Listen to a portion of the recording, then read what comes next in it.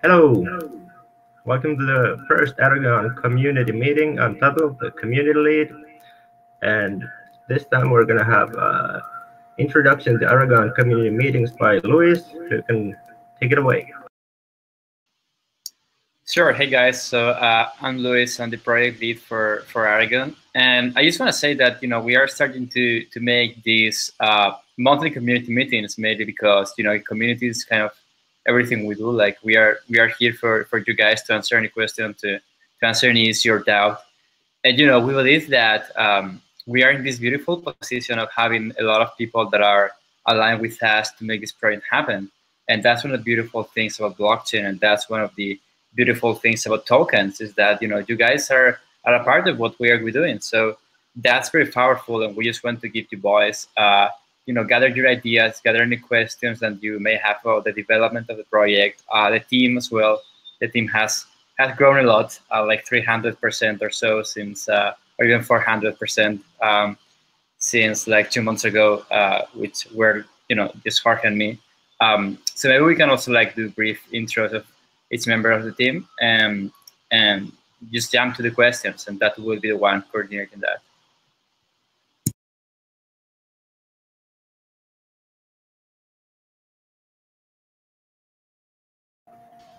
Okay, so next up is a discussion about recent community events. So there's been a lot of activity at our Slack, like the scammers and phishing. We've tried to warn the community about not going for this, and we've had some success, but unfortunately we've also seen that some people have lost their funds, which is really sad. There's not much we can do about it with the current settings and how Slack works, but we're looking into some alternatives and what we could possibly do about it in the future to prevent this from happening in the future. So does anyone have anything they want to say about this? Maybe Jorge could talk a little bit about the ideas that we have around, like probably using something like IRC or something like that. Jorge? Yeah, sure. So we've been thinking about what are the avenues for what to do because Slack is clearly not it's not designed for the use case we're doing to like have a very big community in which we might have like very good people, but we could also have the door open to bad actors, and that's very silly, and we cannot like count on Slack solving this for us. So right now we have like there are two avenues that we have been considering. Number one that we have been talking this week, it's something that that BAT, the basic attention token, did this week. That is migrating themselves to Rocket Chat. Rocket Chat is like an open source alternative to Slack that is self-hosted, that is a bit better regarding like permissioning, and it allows like some of the issues that we had with Slack could have been solved with Rocket Chat. But then there's this other community effort that I think is much more interesting, that the guys at Status are pushing, which is okay. We know Slack isn't working, but Slack wasn't perfect in the beginning, because when you want to join a new community or you want to talk to one that is in another project, you need to sign up for every single project Slack, and that's something that is very suboptimal. Right now, like myself, I have like eight different Slacks in which I talk to different people daily, and that's something that doesn't make sense because we're all like in this bigger Web3/Ethereum community. So there's this effort by the guys at Status, and we're participating towards building an infrastructure for a community chat that is like open to everyone, that you only need to sign up once and be able to talk to everyone in the Ethereum community, which could be much more interesting. Our current stand in the team is we could probably solve some of these issues we're having with Slack just migrating away to Rocket Chat, but that's really not great, because if we're thinking on doing another migration to the community solution, doing two migrations on the chat tool, it's something that it would be very cumbersome for some people. So we're right now waiting to see how the efforts towards the ARC community chat are going, and if this is something that could be implemented in the short/medium term. That's where we will migrate our community chat.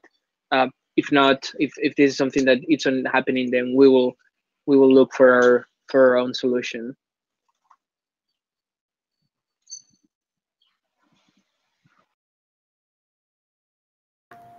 Okay, is there anything anyone wants to add to this topic, like about the scamming and phishing going on? And we're not the only community.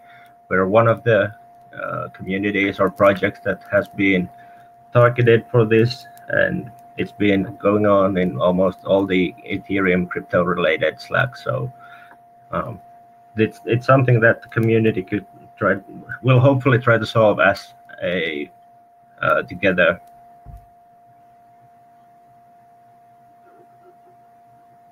And another new thing that has been going on, which is also kind of a scam, is the pump and dump posts. And people shouldn't fall for those either. That's also another way to lose your money. They won't take your private keys, but you'll lose your funds anyway. Okay, let's see. I actually want to like talk before we start the AMA and ask my own question. By the way, I'm hearing a lot of noise. Okay, that was it. Yeah, so I wanna, like, before we go into the AMA, I want to actually ask the first question that you mentioned, pump and dump, and is when Polo.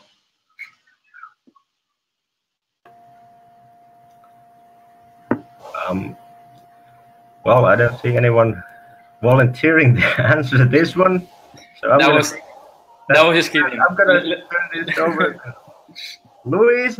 I was just kidding. Let's jump to the AMA. Yeah.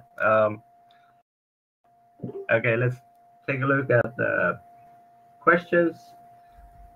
So this is from our subreddit where we posted our AMA thread, and people have been posting some questions there, and we're gonna take some questions from the AMA thread, and if we have time, we'll take some from the live chat as well. So first one is gonna be, do you think in the future Aragon could be used by governments and not just organizations? If yes, are there any plans to help make that happen? Yeah, so who wants to take this? Okay. Yeah, we'll try to take that one. So I can disclose that we've been talking to a couple of governments, and they are very interested in using Aragon for their kind of company registry.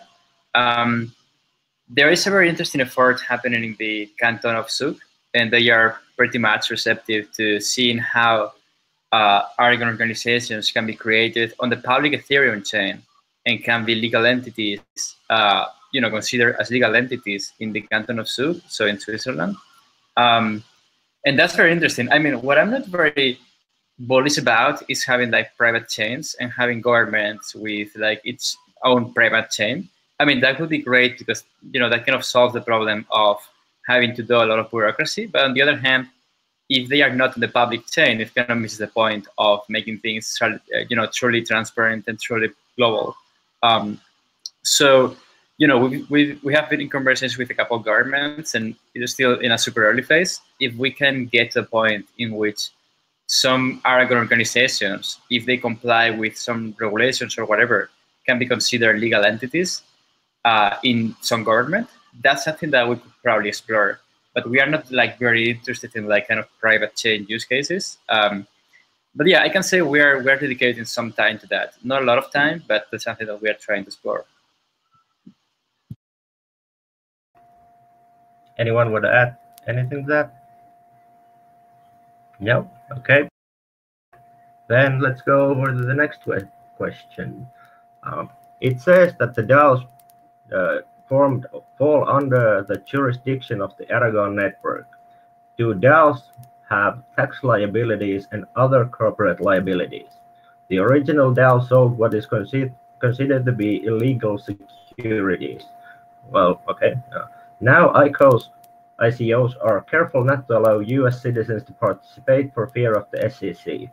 Does forming a decentralized autonomous organization make you impenetrable to tax and legal liabilities? Is Aragon trying to make a DAO a legal entity? So, who wants to take this one? Okay, Maria, go ahead. Yeah, I can. So the first thing that you have to have into account is that anything related to DAOs legally is very unsettled. Is something super new, and not any jurisdiction have is recognized the DAO as a legal. So tax liability, I think we see on a case-by-case basis, meaning that for the moment we kind of have an idea how the tax issues will how to handle the tax issues whenever a person or an individual convert cryptocurrency into fiat. So I guess we will have to see how the DAOs, I mean, imagine a DAO that is providing a product or service. How will they share that profit, and how will they convert, if in an individual basis, convert that cryptocurrencies to fiat? So we will have to see. In terms of corporate liabilities, as I said, the DAO is not considered a legal entity. You have to keep into account or keep in mind that these are new tools that are enabling new models, meaning that maybe some things from the old models are not going to be like quite suitable or necessary in these new models, such as limited liability, for example. That's a kind of protection for shareholders. In a normal company, things are not that transparent, or when you have a lot of shareholders and you have just a couple of managers, or just one manager that can do whatever. I mean, he needs special powers in order to be able to handle the day-by-day operations of company.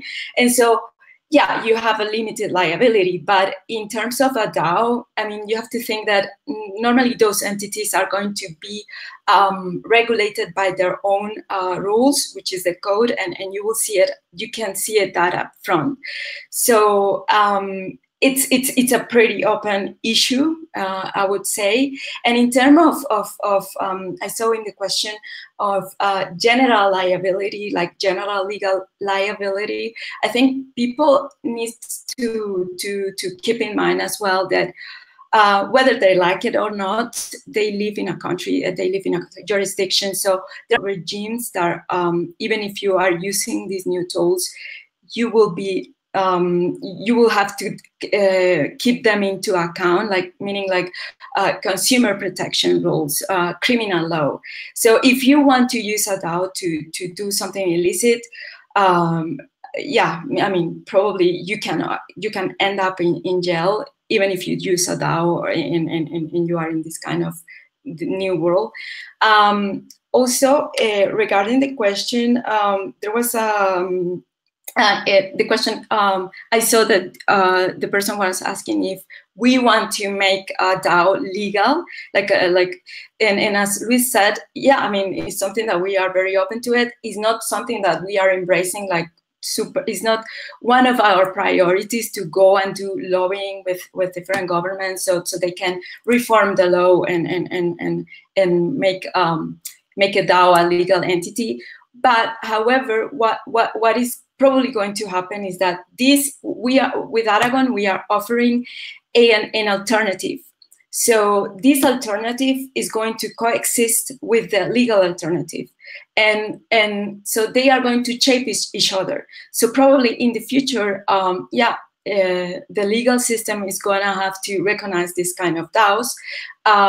And some of the legal or the normal ways to doing business or doing things are going to be obsolete, and this new system is going to be the rule. And also in some cases, both systems are going to even be complementary. Yeah, it's a very people needs to have a very open mind with this. Yeah, that's great. Sounds good. Anyone else want to add this or anything? No? Okay. Then let's go. I'm going to say hi, Chase. I'm waving, but my video is off. So, what are the most valuable non-code contributions from community members? I'm going to answer this first. Like, people might not know yet, but we have a private channel in our Slack that's called Frontline. It's been there already before the token sale. This is a group of active and helpful community members that have helped us before, during, and after the token sale. This is part of a group that we consider an extension of the Aragon team. So those people have been contributing in different ways. There's a group of around 10 people, and they are helping newcomers at Slack and answering questions that people have for use cases and all that kind of stuff. So that has been really, really valuable to us. And I think that is probably the most valuable non-code contribution that we've had. And that's coming from a group of people, not just one person or such. But let's see, does anyone else have something they want to? So, Luis.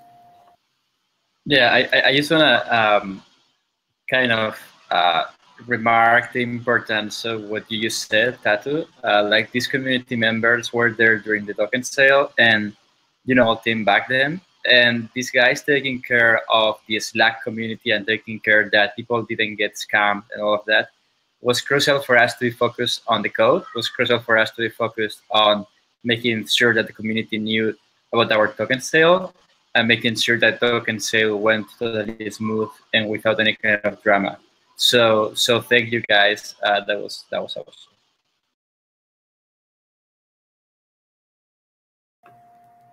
Okay. Jorge, do you have anything, or anyone else?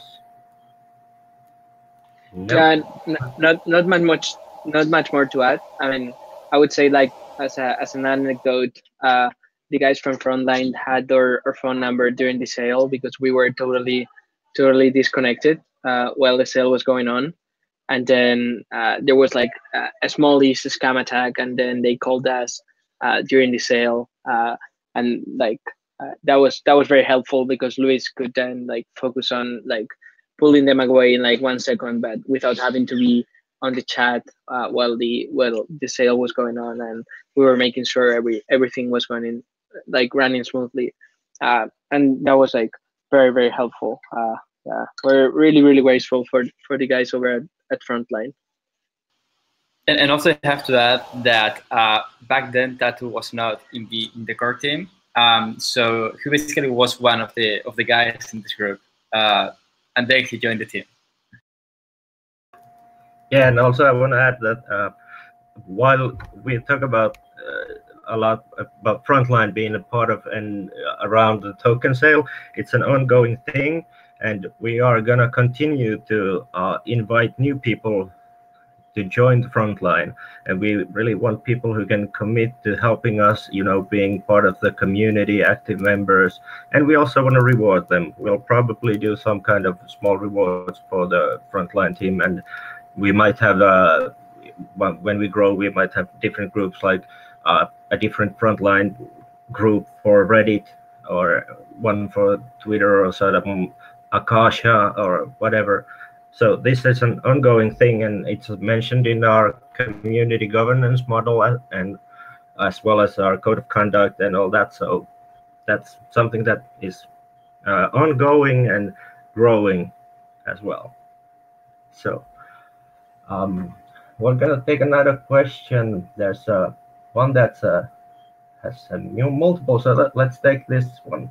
The Trans-Pacific Partnership, or TPP, invoked a strong public backlash against privately operated corporate court systems. How is Aragon's proposed digital jurisdiction any different?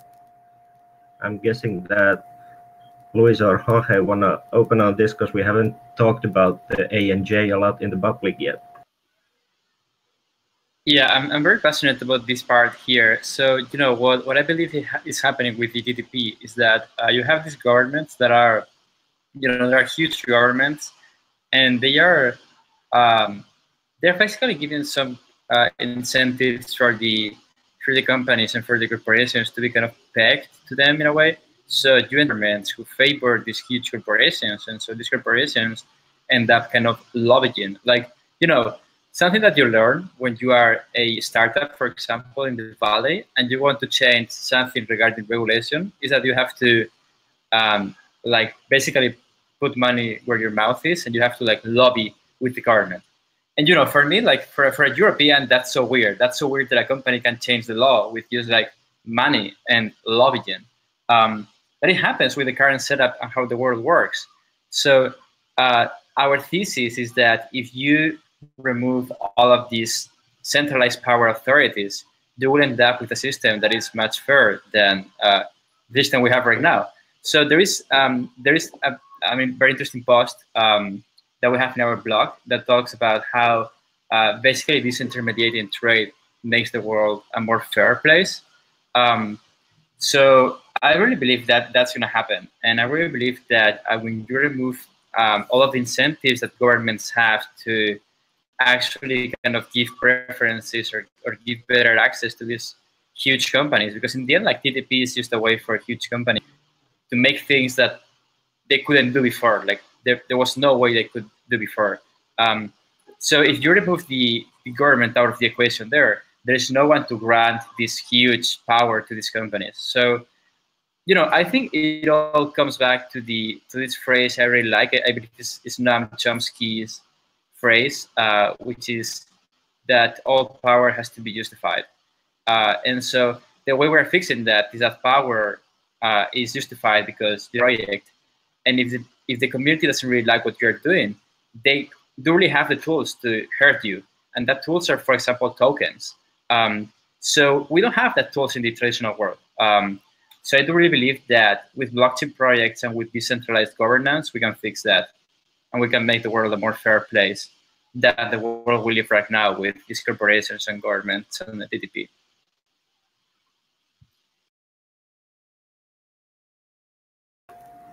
Okay, anything anyone wants to add? Maria or Jorge? Nope. All right, then let's take another question.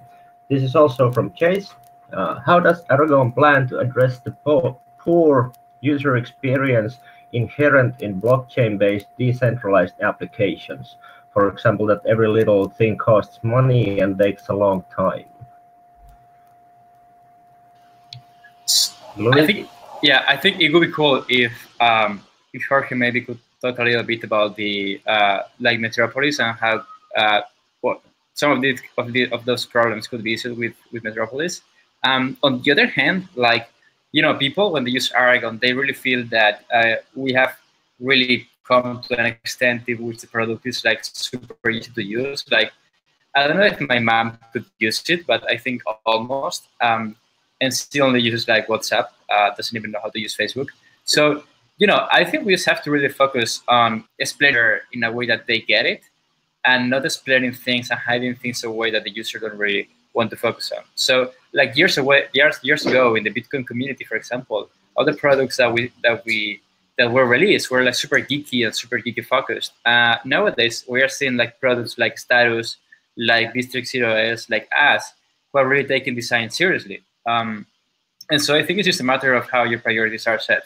In our case, we take design very seriously. And also, maybe Jorge wants to talk about the Metropolis part of things. Yeah, so I mean, from this question, before going technically deep, the question is these things cost, every little thing costs money and takes a lot of time. I think we cannot lose the perspective. These things in the things the Aragon does in the real world take way much more time. Like we're talking here about 15 seconds to a minute for transactions to settle in the blockchain. We're talking about days, if not weeks, to like how to do like an international crowd raising money, or to like sell stock or whatever. So and these things are like, the UX will be much better. But going a little bit deeper, Metropolis will be very interesting in a sense that there are a lot of constructs that will be able to be built, so people don't have to have like Ether or whatever to be able to interact with these organizations. When you create your something that could be possible down the road is for like, when you create an organization, you could like put there like $500, and then everyone that is whitelisted by the organization, let's say all the shareholders and all the employees, are whitelisted and can interact with the organization for free, because the organization is covering for all the transaction costs, and people don't have to put the money. And then there are a lot of optimizations regarding from some things that right now we're doing on chain, but maybe some operations don't actually need to be done on chain every single time. And some parts could be done off chain, and then we would be offloading a lot of computation from the blockchain, and therefore saving a lot in transaction costs. But yeah, Metropolis will be very interesting to build all these constructs and kind of have your organization be pre-filled in the same way that you can pre-fill your SIM card for your phone calls. You could pre-fill your organization for like $1,000 worth of transaction costs, and those will go a long way until you use $1,000 in blockchain transactions that are actually very cheap compared to how much it would like cost in like lawyers and notary publics and all that.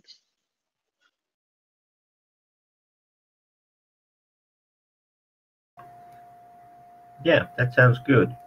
And let's take another question, because I think that was pretty comprehensive on that subject. This is let's do a follow-up question for Maria. You answered the liabilities and DAOs.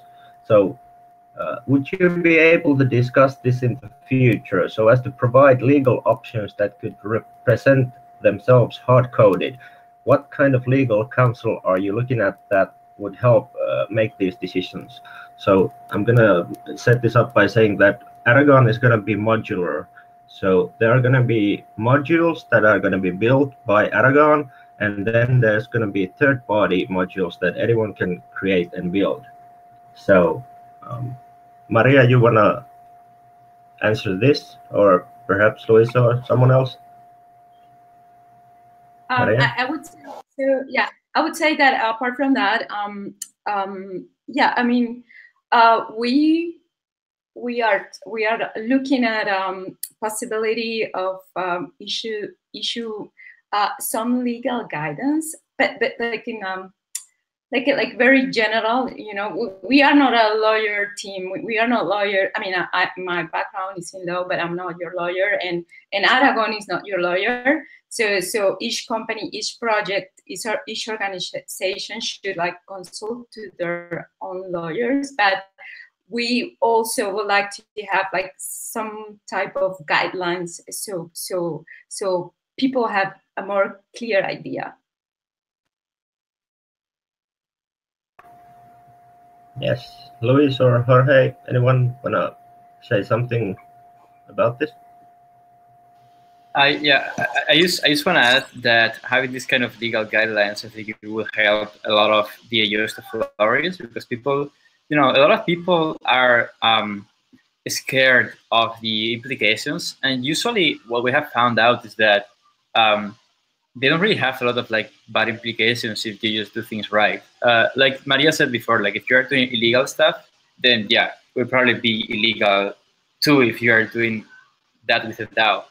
But we just want to provide these guidelines so people are less scared, like more able to just jump in and create a DAO and start working with it in a fully legal way.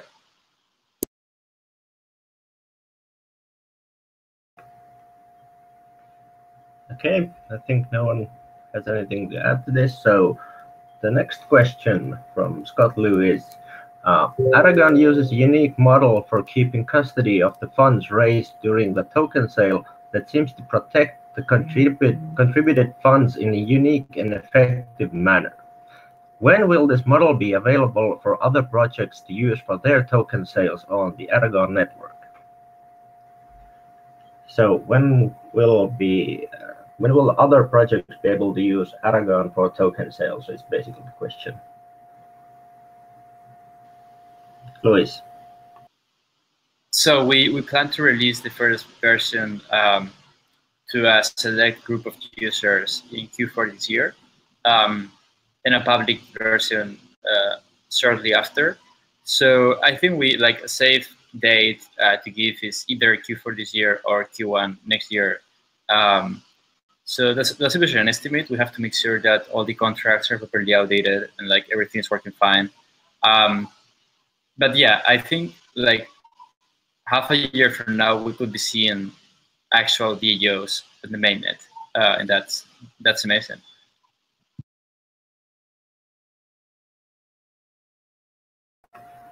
Okay, cool. So this question is from the YouTube live stream chat. How do you form a DAO? Can a DAO do business in the real world like a open bank account operate as a business if it's not a legal entity?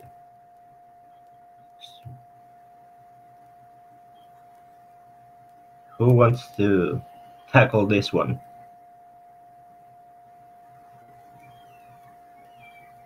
No one? Maybe I mean, if no one, I think Maria was gonna take it. Were you gonna take it, Maria, or not? Well, you go ahead and I'll see to add something. Oh, okay. Yeah, I was gonna say that if you want to open a bank account, you would probably have to be a legal entity. So you know, DAOs are not legal entities in any country yet. But there are a few ways you can work around that. Like, for example, one thing we are very excited about right now is stablecoins. So in a future, well, right now we're going to release very shortly, which is 0.4, you will be able to operate your organization with any token. So when there are stablecoins that are out there and that are working, you will be able to use a stablecoin for operating your DAO. So that's effectively as close as it gets to having a bank account. So that's one thing that may be working pretty soon. And on the other hand, that once you have a stablecoin, I don't think making a bridge to like traditional kind of bank accounts or banking systems is going to be very hard. But we've been actually researching a way in which, or starting to research, like basically a thought right now, but something that we want to dive in, which is kind of making a proxy so Aragon organizations or decentralized organizations can interact and can like invoice and receive invoices from traditional organizations as well, without having to incorporate a separate legal entity.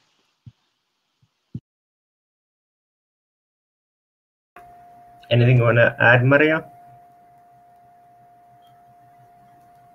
No. Okay. Let's see. So only questions we have left now are continuation of the Aragon network jurisdiction. I think Luis already covered most of the stuff in his answer, and we're gonna have that series of blog posts coming that is gonna address the ANJ in more detail, where it's at least 2 parts, perhaps 3 parts, that's going to open up the way that jurisdiction and decentralized court works, and then also about the incentives and token usage on the decentralized court. So hopefully those posts are going to come out around next week. So be on the lookout for those if you're interested to learn more about the ANJ. I'm going to just see if there's any new questions now. Nope. So I guess that's it. Thank you everyone for your questions. Yeah, Luis, go ahead.